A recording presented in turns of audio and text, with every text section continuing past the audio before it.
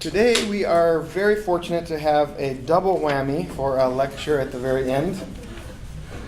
We have our own Katherine Ewing, who is in the Department of Anthropology and also a member of our Center for South Asia faculty. She has a specialization in cultural anthropology, physiological anthropology, Islam and Islamization, diaspora, religious movements, and a bunch of other things relating to post-coloniality, ethnicity, gender, and identity. Her main focus is South Asia, with some focus on Muslims in Northern Europe and the US, and she has extensive field research experience in Pakistan and Turkey. Professor Ewing was at Duke University, and I think that's why we also have our second speaker tonight, or today, by Baishakhi Banerjee Taylor, who's coming here from Duke University. She has a new position title. She's the academic dean at Trinity College of Arts and Sciences at Duke, and she had her PhD in sociology from the University of Kentucky. They will be talking on, I'm not going to take much more time in introductions because I want you to get to your very exciting talk. Mourning, Ambivalence, and Acceptance, Friends, Family, and Sex Reassignment Surgery in Kolkata. So please welcome our distinguished speakers. They're going to have a kind of joint show here and a multimedia presentation. So please welcome our speakers today. Well, thanks so much for the opportunity to be here, and I'm really pleased to see you all. This is a new project that we have just decided we're developing into a new book project. So this is the first exposure of some of this material that's based on research in Kolkata. And you'll hear a little bit more about that as we go along. So I will begin and kind of present some of the framework we're thinking about, and then Dr. Taylor, who I will refer to as Baishakhi, I'm sure, will be presenting some of the more specific material data that we've gathered so far. One of the biggest challenges facing a transgendered individual, especially one who undergoes sex reassignment surgery, is to be fully recognized as a person. Yet legal recognition, which those classified as a third gender have recently achieved in Pakistan and are moving toward in India, is not the same as affirmation. Studies of transgendered individuals often focus on communities of those who constitute a third gender, who live on the margins, who struggle for rights and full citizenship, and who find their affirmation as persons within the marginalized communities in which they live. But many of those who undergo surgery, especially if they are from a middle class or elite background, do not identify with a third gender or participate in any sort of transgender community on a day-to-day basis. They instead aim to live their lives as ordinary middle-class citizens, often within the same social circles and communities into which they were born. Even as restrictive norms of gender and sexuality that make it very difficult to change one's sex to begin with, even as these begin to ease and the hurdles to full citizenship are overcome, transsexual individuals still find it difficult to achieve full recognition and affirmation from the people in their social world. Often, this recognition is not forthcoming because of intolerance stemming from a conviction that gender fluidity violates the natural or God-given order of things. But what about those who see themselves as liberal, modern subjects of a secular democracy who pride themselves in being tolerant and would not see themselves making judgments like, oh yes, it's unnatural or something like that? These secular middle-class subjects may expect themselves to be tolerant of difference and to fully accept the one who was once a man but has now become a woman, or vice versa. Although the people we'll be focusing on today will be men who have become women. Within a post-colonial society such as India, one's own failures of acceptance may be attributed to cultural backwardness, measured against the standard of an imagined USA in which individuals are free to choose their gender and sexual orientation within the context of a liberal, accepting social matrix. Of course, this is something of a fantasy, as we know. In the paper that we're now developing, we examine more closely what people who are part of a network of educated middle-class families expect of themselves and others in the situation of sex reassignment surgery. We've begun to analyze their conversations about their memories of and reactions to a friend or relative who has changed from male to female. And it is clear to us that tolerance is not the same as acceptance or affirmation. Wendy Brown has articulated the dark side of tolerance, how it, quote, sustains the objection of the tolerated. And she goes on, to tolerate is not to affirm, but to conditionally allow what is unwanted or deviant. In contrast to implicit racism, which tolerant people enact through unconscious biases against others who do not occupy the most intimate spaces of their lives, failures of affirmation of a person who violates gender norms of norms of heterosexuality often occur even closer to home, within the family and the neighborhood. Failures of affirmation and strategies of acceptance among those who see themselves as liberal and tolerant stem in part from the deep-seated way that we experience one another in terms of gender. Clifford Geertz noted how humans adopt a nervous cognitive stance when confronted with the uncanny, struggling to make it intelligible. He gave the example of villagers gathering to wonder at and ponder a giant toadstool. Most of us react in a similar way to photos of transgendered individuals, trying to recognize the real man or woman behind the disguise. And we have here a beauty pageant for transgenders in Mumbai, India. In the conversations and interviews we will be discussing today, the nervous cognitive stance, the unintelligibility of gender transformation, is continually manifest in the problem of whether to use the before or after name of the person and the pronouns. And we always stumble over our pronouns. He, she, and these pronouns that match or don't match the name we've chosen to use in that particular sentence. And Baishakhi and I found ourselves, even in talking about these people, even now, constantly stumbling over the pronouns and the names we use. And choosing a convention is not quite as easy as it sounds. But this cognitive reaction, this problem of unintelligibility, is not the whole explanation for this difficulty of affirmation. As part of her effort to examine the implications and consequences of undoing gender, Judith Butler asks, what makes for a grievable life? Considering the social isolation, stigmatization, and violence that have often been the fate of those who violate gender norms, she argues that, quote, on the level of discourse, certain lives are not considered lives at all. They cannot be humanized. They fit no dominant frame for the human, and their dehumanization occurs first at this level. At their death, they are not grieved. So for Butler, the experience of grief exposes the contours and boundaries of sociality and community.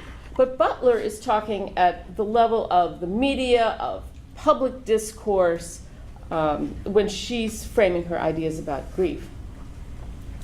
The transsexual people we are considering here, and the context in which we are considering, we see that these people are mourned, are grieved for, even when they are still alive. The absence of grief in the face of loss may mark one who violates gender norms as less than human.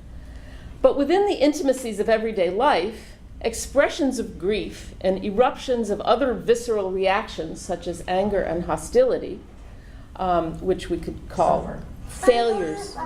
By any measure, the Jennings home seems... Oh, I'm not quite ready. Yeah. These visceral reactions can be traced as markers of a more complex and highly ambivalent process of acceptance, rejection, and loss.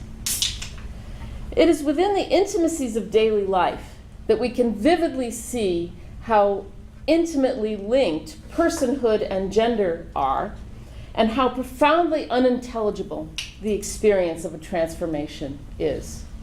Grief marks a sense of loss that goes beyond the mere loss of a normal middle-class life, but a loss of the person that was, even when one accepts the new person who has taken his place. Unlike tolerance, grief is visceral. It is not an attitude that can be cultivated, but a feeling that overtakes us when we lose a person with whom we have somehow shared our lives. In an ABC News story on transgendered, I want to read a little. Yeah, no, it just keeps, sorry. Oh, okay. It keeps starts playing. We try to do something technically complex. It's always consequences. Okay, in an ABC News story that you're about to see on transgendered children in the United States, I found a vivid example of how grief can overtake a person unexpectedly, demonstrating how profoundly a gender shift is experienced within the family. As Jazz Jennings, who was born as a boy but came out as a girl at the age of 5, had learned to say by the time she was 8, and had already been featured on 60 Minutes and several other news programs, she'd learned to say at 8, "I have a girl brain in a boy body." Jazz's parents have fully accepted her transgendered identity and have gone public in order to normalize her identity as a girl and to ease the path for other children in similar situations. In a televised interview with Barbara Walters, her parents maintained that even at 18 months, Jazz was trying to be a girl. Yet there is a startling moment in the interview when Jazz's mother breaks down into speechless tears. And that's where we have. Should we get this light? Thank you. Why isn't it running? Now it's running. We worked so hard to get this going here. By any measure, the Jennings home seems a happy place. Kids play. That's Jazz right there in the headscarf. Kids fight. For now, Jazz lives safely inside a bubble, but the enormity of their child's situation is not lost on her parents. How do you respond to people who look at Jazz and say, this is a little boy living as a little girl, how could you do this to your child? I didn't do this to my child. This is the way my child was born. I'm not forcing anybody against their will to do anything. We check in with her all the time. I tell her, I say, Jazz, if you ever feel like you want to dress like a boy again, cut your hair, you just let me know. She goes, Mommy, why would I want to do that? Do you mourn the loss of a son? I mourn the loss of the idea of my son. I could just look at you all day, you're so cute. But I do miss. It's all right, tell me if you can. Miss boy. You miss the boy, the baby boy you had. I had to pack up all of her clothes, her boy clothes, and see pictures and the video. The child's gone. But there's a wonderful person now that's with us. Kiss, kiss. Okay, we can. She always knows she's loved, always. And I tell her all the time, you know how much Mommy loves you. Just want to be happy. Okay, that encapsulates the point that I'm making. She mourns the loss of her son. This person is gone. We focus here on the contours of grief and the failures of recognition and affirmation in the intimate settings of family and community, among relatives, friends, and colleagues of people who have undergone sex reassignment surgery in Calcutta. And I will turn it over now to Baishakhi. And I will, do you want to do this or shall I? Sure. It's a I little just less hit the next button, right? Yeah. Well, I just want to say it's such a pleasure and honor to be here, and thank you all so much for having me. So as Dr. Ewing mentioned, we are looking at individuals who have undergone reassignment surgery in Calcutta. And we did quite a few interviews over last summer in Kolkata. But I'll be talking mostly about 2 individuals and their experiences, partly because I think it sort of follows a chronological pattern. The first person that we'll be talking about is also the first reassignment surgery ever happened in Calcutta. Unfortunately, we weren't able to interview the person because about 6 years after the surgery, he committed suicide. But we were able to talk to his remaining immediate family members and some friends. And then we were able to interview the second person who actually underwent the surgery and is currently a faculty under the Calcutta University system. There has been a huge shift in how Calcutta vis-a-vis India accepts transsexual people. And that in many ways is a passage of time. We are becoming more open, we are becoming more accepting. But along with that, there is definitely still a lot of ambivalence and a sense of mourning, a sense of grief and loss that is associated with the process. So I'll talk more specifically about what came out in the interviews. So you already saw the video and this slide on the transgender beauty pageant. All across the country, we are now seeing, at least in the media and in news article, we are hearing about people who have undergone the sex reassignment surgery and are basically now out in the public. So here is Mallika Girish Panikar, who's now a famous classical Indian dancer. I'm actually scheduled to, we'll be interviewing Tista in this June. She's actually the first one to get a voter's ID card because before her, they couldn't go out and vote because they basically weren't given any status as a citizen. So if you can read at the very bottom, it says Nandini of Southern Avenue, who committed suicide almost over a decade ago now, is one of the cases, or one of the individuals' family we interviewed, who was also the first to undergo a sex change operation in Calcutta, followed by Manavi. And we will we talked to Manavi, so we'll be talking about her. And here is Manavi, who, as I mentioned, is now a faculty in the Calcutta University system. But there's something while we were looking and doing our research online, we found is, actually Dr. Ewing found, which we thought was very interesting. It almost looks like an ad for Calcutta Aesthetic Surgery Clinic that's showing a before and after picture of Shohini. So it's obvious that there is a level of acceptance in society. Many factors has definitely contributed to it. We couldn't find anything on Nandini, the person who committed suicide and underwent surgery in early to mid 80s. Almost nothing on her, to now obviously in the last few years there's quite a few articles, lot more awareness.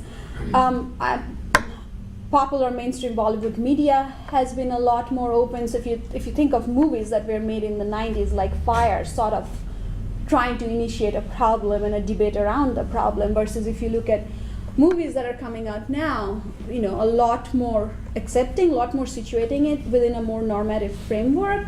So if you think of even movies like Chameli, yes, it talks about the resistance that these people are facing in the society, but it sort of has a happy ending.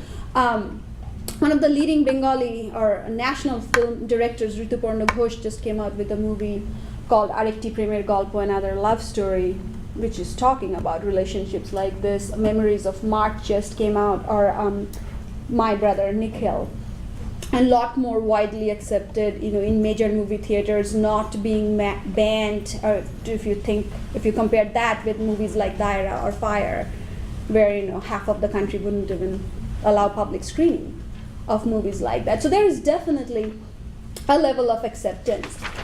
But when we talk to the family of Nandini, we found that yes, there was definitely a level of acceptance. Nandini's parents have both passed away. So the main family member we could talk to who's still alive and willing to talk is her first cousin. And what she said is that they took her to the doctor and she was diagnosed with gender identity disorder. And the doctor told the family that unless he gets the surgery, they won't be able to keep him alive. So the acceptance started, at least in Nandini's case from the interview, is that it started with this medicalizing the problem, that there is a problem and there is a treatment. And the treatment choice is to reduce suffering, otherwise it will lead to suicide. So the acceptance, at least in Nandini's case, started with the diagnosis. Nandini's cousin talks about, the family was very supportive, especially the mom. And the mom's support literally came from this motherhood ideal. She's just a great, loving mom and was willing to do anything for her son. She went with him to counseling pre-surgery and with her post-surgery. Nandini came from a very affluent family. The dad, her dad was a very famous classical Indian singer, so was actually really well off. And back then in the 80s when the surgery happened, it happened like over like a significant amount of time. Part of the surgery happened in Calcutta, part of the surgery happened in Mumbai, or what back then was Bombay, and the family basically went bankrupt trying to provide, pay the bills for this very expensive surgery, which was very rare in India at that point. But they did everything they could possibly do. Some of it obviously raises a lot of ethical and moral questions, but they did everything they could do because they accepted her for who she was at that point. Nandini also got married. Her parents arranged her marriage with one of her dad's student. Now he's, like I said, he was a very famous classical music singer, and he had all the students. So, and some of them actually stayed in the house, more like the concept of the old ashram. So he had a student who basically stayed in his house, and he had the student, his name's Madhu, marry Nandini. So Nandini supposedly, according to the cousin, expressed this strong desire to live the life of any normal Bengali woman, which is you get married, you have a family. And so the family went to the extent of getting the student to marry her so that she can be a married woman and be part of the normative framework of a Bengali family life. One of the incidents that really stood out of, in this whole idea of acceptance in the family is as Nandini was going through different phases of surgery and becoming a woman, they were living in this apartment that faced a slum across the street. So in India you have all these slum boys, right, who hang out on the street corner, and they would watch Nandini and make all of this really nasty comments and jokes about her because they could see how she's changing. So one day the mother and the father actually went out, and it's very rare in the 80s for a middle class family to go out on the street and seek out a conversation with slum boys and explain them what's happening, and that if they would be supportive and not make such nasty comments to her. And they stopped. After that, they stopped making any kind of comments and actually was a lot more accepting. So we see that the family definitely, for whatever reason, for various reasons, tried to be more accepting. In Nandini's case, even in 80s, where nobody talked about sex, forget sexual identities, back in the days. In case of Manavi, she said the same thing, who's the faculty at Calcutta University, that her parents are very accepting now. But what was interesting is that she alluded that her dad has seen the partition of India. So she says, my dad has seen the partition, so has a lot of mental strength. he can take a lot of hardship. So almost contextualizing that somebody who has been able to go through the partition of India and been able to accept that kind of trauma can accept her decision to become Manavi. And now she has friends who are somewhat accepting, and she said that she has so many students who are very accepting of her current status as Manavi. So there is this overall acceptance, and there is also what came out of the interview that at some point after the transformation, after the reassignment surgery, the individuals themselves were sort of able to accept this two self. Nandini's cousin, whom we interviewed, mentions incident that one night they were all coming back home from a dinner. It was almost midnight, and they could only find one taxi cab. And the taxi driver also had a helper. So there were two guys, and it's midnight, and there were three of them, three women who were trying to get in the taxi. So it's Nandini and Nandini's two female cousin. And the cousin was telling me in the interview that she was really afraid to get in the taxi cab, just three girls with two male taxi driver. And Nandini told her, "Oh, don't worry, I can take two of them out." So she was able to negotiate that because Nandini was over 6 feet tall and a really big built man in her previous life, and at that point she was comfortable enough to negotiate. Though then we openly talk about that, I know how she still has the strength to take out two men, so that they don't need to worry. And she said, yeah, then we got in the taxi cab and came home. Manavi mentions an incident where she was asked or invited to Kolkata University to give a talk. And during her introduction, the faculty introducing her said, and please welcome the transformation desiring faculty, Dr. Manavi Banerjee. And she said she got up on the stage and she saw the chairperson, the chair secretary of the board of the college, which is like a college president, sitting on the front row, and he had henna on his hair. And so she stood up and she said, well, you're calling me transformation desiring. What about your college secretary who has colored his hair and trying to hide his age? Is that not transformation desiring as well? She said that it was not received very well. But the point is, there is this overall acceptance of the self who has undergone the transformation, and also acceptance in the family. However, underneath the surface of acceptance, we also found a definite depth of ambivalence. When we first started interviewing Nandini's cousin, she started saying that, I'll just call him Budo, which was Nandini's nickname when she was male. And as you can see, I'm still struggling to place the him and the her. She said that once he was Nandini, she always called him Nandini while he was alive, but he will always be Budo to her. So throughout the interview, the reference was never Nandini, the reference was always Budo. And that's something is very obvious in all the interviews that we did, is it's one thing to be able to understand at a rational level that everybody is entitled to their happiness and be who they want to be, but it's maybe a little bit difficult to respond to a neighbor or a childhood friend whom you have known as somebody else your entire life, and then they re-enter as a different person. India, as you all, or most of you probably know, we had a long tradition of the third gender, which is the hijras. But that right now is sort of a defined category. But because these people, because of their background, because of the socioeconomic class that they belong to, doesn't fit into that mold, seems like there is this whole ambivalence of then how do we categorize them, where do we place them? 2009, one of the high courts in India finally repealed the 140-year-old colonial law that banned homosexuality in the country. But if you look at the picture, you see transgendered people.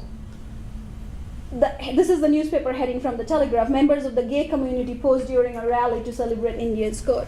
So they show picture of transgendered people, they call them gays. So there is ambivalence, even at the larger level. There is ambivalence in media as to how do we categorize this group of people. We also interviewed a friend, and it's really interesting. This friend was friends with Nandini when she was younger, and now really close friends with Manavi. And she said that she just could not accept Nandini. She was in college when Nandini became Nandini.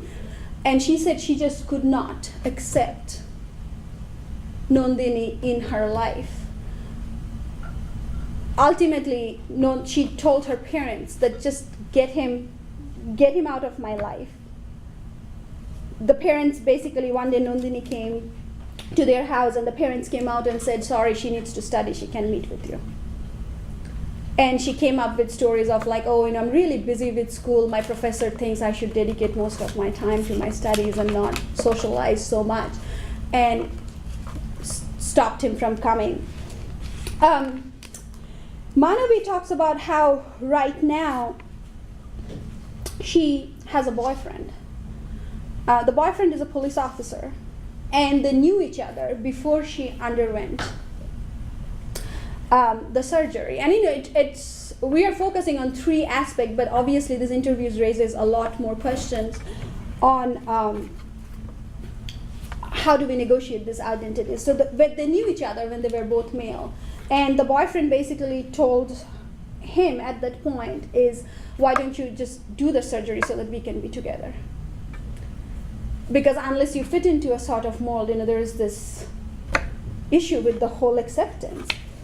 Manavi also said that her co-workers, who are other faculty members, now considers her a lesbian. And she told us laughingly that, she was laughing really loud, that if I really were interested in girls, why would I change? But people are still trying to negotiate. There's complete ambivalence as who are they? Oh no, she must be a lesbian now. Not even using the rational framework at all. And then obviously in a couple of the other interviews, the thing that came out is then are they hijras? Because then that would somewhat help everyone make some sense of who they are. The common friend of both Nandini and Manavi really struggled throughout her interview with this ambivalence. First she said, I was really young when Nandini's case happened. I would have totally reacted differently if it happened now. I'm a lot more accepting towards Manavi, but throughout the whole time kept calling Manavi as Shomnath with his male name. And then ended the conversation saying that, if it happened to a family member of mine, I just couldn't take it. So there's this tension, there's this constant back and forth. And what was interesting that came out of it is that she also tried to find balance between why is this happening. She kept moving back and forth between social and religious reason. And at some point, she even went back to Mahabharata and say, like if you look at the relationship between Krishna and Arjuna, you can see there is something maybe more to that. She mentioned how Arjuna spent the whole year dressed as Brihanala. She mentioned even Chaitanya Dev, who's one of the foremost leaders of the Bhakti movement, of how he was so in love with Krishna, that there is something maybe spiritual, maybe there is some sense in all this kind of relationship, but again concluded saying she will not be able to accept it if it really happened. To me, what stands out that the ambivalence, yes, our sample in some way is biased, but there is such ambivalence in our interviews who are individuals with postgraduate degrees who are working, so financially of a very higher SES compared to most of India. They are in an urban setting. Yet, is having so much difficulty in accepting the transgendered individuals in their life, individuals with whom they have grown up or have known for extended period of time. Manabi, on the other hand, juxtaposes this ambivalence with her students from the tribal community. So the college she teaches is in the tribal belts. And she says that she has so many students who are transgendered. And the tribal community has been so much more accepting. They don't undergo reassignment surgery. They just live as who they are. But her friend AR uses the same ambivalence as almost like a coping mechanism against sexuality that she's not willing to accept emotionally or personally. So it's always like in this flux. Who are they? Maybe it's religion, maybe it's social, or maybe I just don't want to deal with them, or I can't accept them. Could not come out and take a stand.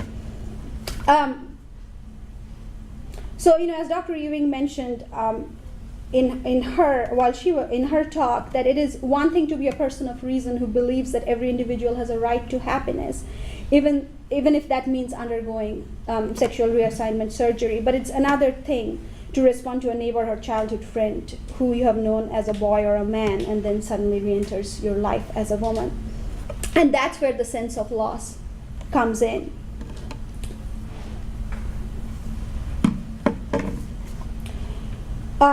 And that's where, underneath the acceptance, underneath the ambivalence, there is this sense of grieving over identities.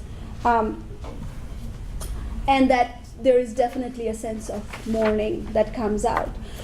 In the end, Nandini's husband, Madhu, left her after 5 years of marriage. And PB's quote is, well, he saved his own life. How could you stay in a relationship like that?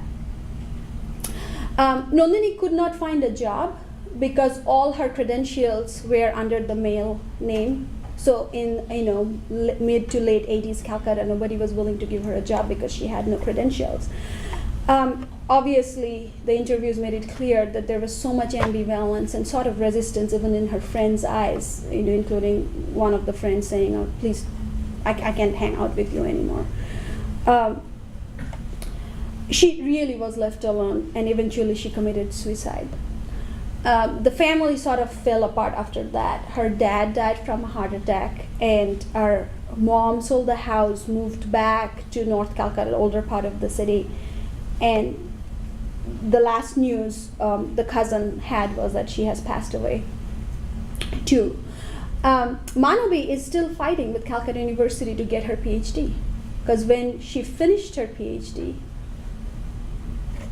she wasn't Manabi, and Calcutta University is holding her certificate and would not give her the PhD.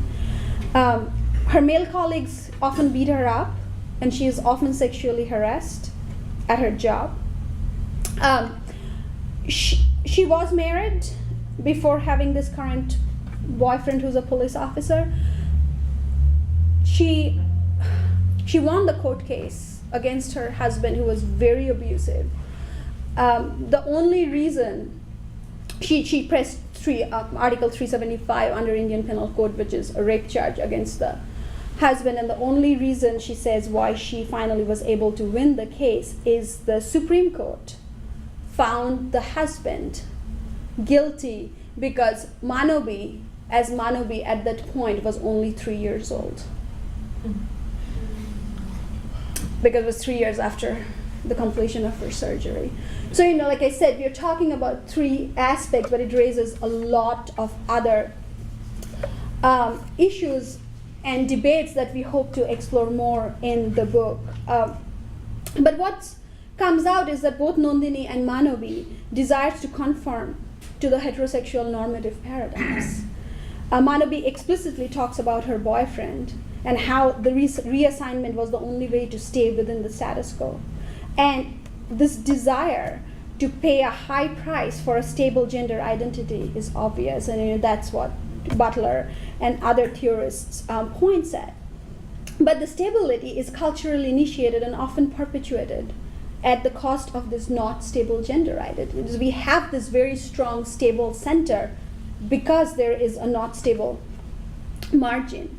The ideal of stable sexual identity is predicated on the very notion of the alternate sexual identity, and that's, I guess, where all this struggle comes into play. So the hegemonic stability of the sexual identity that resides at the center of the discourse here is intentionally marginalizing the alternative sexual identities in Calcutta. And what is in some way heartbreaking is to see that Nandini and Manabi is trying so hard to fit into that stable category. Yet their effort is constantly being perceived as a threat from the people who are at the center at this point. And in that aspect also there is a sense of loss. So there is the melancholy in heterosexuality, right? Butler has already established that.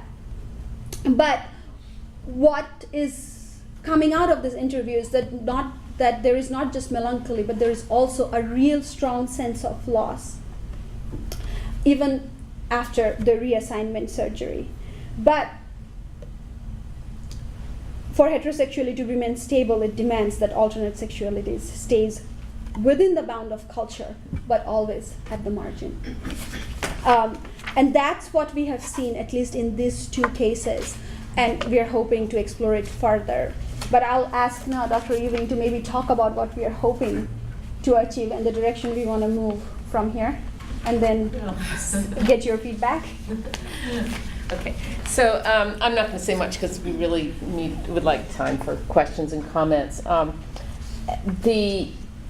One of the issues that I won't discuss that I had been hoping to at least bring up was the cultural specificity of the idea of this surgery in the first place, that it's liberating for some, but it also has costs, that it has very real violence that's attached to it. It is basically an assault on the body in the guise of a diagnosis and a cure, a treatment that comes out of a very specific and sort of standardized phrase, "I feel like a woman trapped in a man's body," which people often say to that obliterates the earlier male that was present. It suggests an emergence of an authentic self through transformation, and this is how the experience is lived, and the truth for the people who undergo it within this conceptual framework. But I think one of the things that Baishakhi pointed out was that if you look in other frames of reference, like the people that Manabi knows that come from the tribal area, who experience these gender issues in a different framework and don't feel that they don't have that same phrase that they deploy of a woman trapped in a man's body.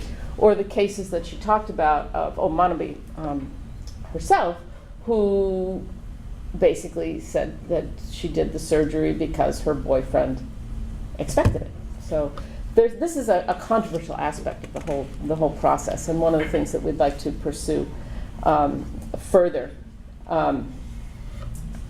because sex reassignment, the idea of sex reassignment reproduces a sharp dichotomy between male and female, and we tend to confuse this with ideas of sexual and gender rights and fluidity, the undoing of gender, and all of these sorts of things. And within that context, many are surprised to learn that in Iran, where there are no homosexuals, according to the president of Iran, sex reassignment surgery is not only legal, but supported with government subsidies. And this is really in contrast to the logic of a third gender, of something in between, a concept itself, which is rather controversial. So our research goal, we'll be continuing our research this summer. And our goal is to talk to more families, to talk to some of the doctors who are involved in this process and how they see the experiences of the people that they've worked with and the families that they've worked with, and to explore other aspects that we didn't really foreground, although it came up in passing, things like the fact that there's a class dimension that locates hijras and kotis and some of these other more ambiguous people as people who can't come to the table, literally. Hijras are not allowed to eat at the table in certain settings. And the ways that, the ways that a middle class subjectivity is so much a part of this surgery in these contexts. And yet there are other settings which we're not researching directly, but we'll hear about in the context of the settings we'll be operating in, where sex reassignment surgery is going on. It's something that does happen in all classes, so it's not limited to this kind of elite segment of the society.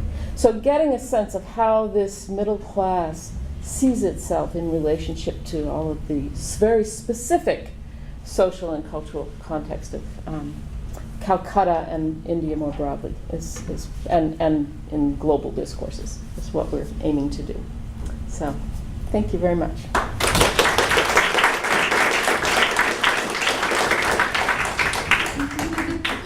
Any questions, comments? Marie?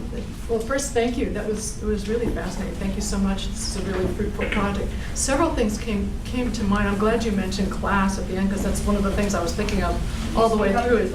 Is that you are talking about a bourgeois subjectivity here, a bourgeois sense of self, where in order to become the person you think you want to be, or somebody has told you want to be, you must consume something. You must consume something terribly expensive. Yeah. In fact, and I was feeling again that this is complex, but I'm also feeling the pressure of heteronormativity here, as you severally brought up the idea that, oh, for the policeman boyfriend says to his male companion, for us to be together, you have to have the surgery, right? And it was reminding me of an example across another part of the world of Don Kulik's work with the travesti in Northeast Brazil, these are working class and underclass men who are working as prostitutes and living together, and who are injecting themselves with illegal silicone. So they're not going to a clinic, they're shooting each other up with street silicone. But their customers, who are self-described heterosexual men, see themselves as having sex with sort of women. And there are all these interviews where the men, these Brazilian men, cannot acknowledge that they're attracted to male bodies, so that they can only make themselves do it with feminized bodies. So that's and yet they feel no need for the surgery. That's not part of that community setting. So. Right. And then the other thing is just there's some new work by Nico Biznier. It was just his book on the Tongan Fakaletis was just published by Stanford, and that's one that, without taking up time here. What's the name of the book again? I can send it to you, but it was just published about a month ago. I haven't seen that one. Yeah. Thank you. Yeah, and that's part of the point, is this middle class set. And one of the reasons I showed jazz in the beginning was to emphasize that it's, in the case of jazz, you can't, and in the case of probably the people we're talking about, you can't necessarily say that there's a coercion or the idea of doing it for somebody else. You don't know. We don't know. We don't know about her, and all this stuff about Angelina Jolie's, one of the kids likes to wear overalls and a cap, and so there's all this chatter about, is this Angelina or is this the little kid's subjectivity? And to what extent is this sort of gender normativity pushing it? Exactly. Not the parents or not a specific person, but the sort of gender climate in which we live. Right. I think Rachel was. Excuse me, I was curious how you knew who the first and second person was who had this sex reassignment. I mean, do you really believe that they're that real first and second? Or? So Nandini was the first ever surgery that happened in Kolkata. In this environment of medicalized surgery, it's not that nobody's ever. Pardon? When it first happened, it came out in the papers. Okay, so it was. Yeah, it was. But this was pre-internet in India. So we are also, that's something we will be doing, is actually going to the newspaper's archive to get the archived copy, because they haven't been transformed into digital media. Mm-hmm. But this was her surgery was a very publicized case in the 80s, because Calcutta has never seen. And like I said, it raises a lot of, the doctors were interviewed, and as you can see that showing his picture, the doctor is actually, or the clinic is actually using it almost as an advertisement for themselves now. And it's so aesthetic. yeah. That was Aesthetic surgery. Yeah. Yeah. So, Botox. I'm not sure, and that's something we should look into, the HIPAA version for Yeah, 'cause India, I but would say you could never find that information. right. so- But obviously, it's a lot more relaxed in India, and back in the 80s, there was no such thing. So, it was, Well, and one of the slides we showed actually listed, and part of listed the people who had had the surgery. And that's, I'm sure, not a complete list. These are the people who are out there in the media. And that is part of the public perception. And that's really, one of the things we're interested in is how these people are operating in these public spaces. Yeah, that was great. Thank you for finishing our lecture series. You set the bar very high for the beginning of the next one. I struggle with the conflation of sexuality and gender, which are obviously not the same thing, and it's very obvious in the narratives of the women you work with. This statement, if I were interested in girls, why would I change, is quite disturbing in many ways.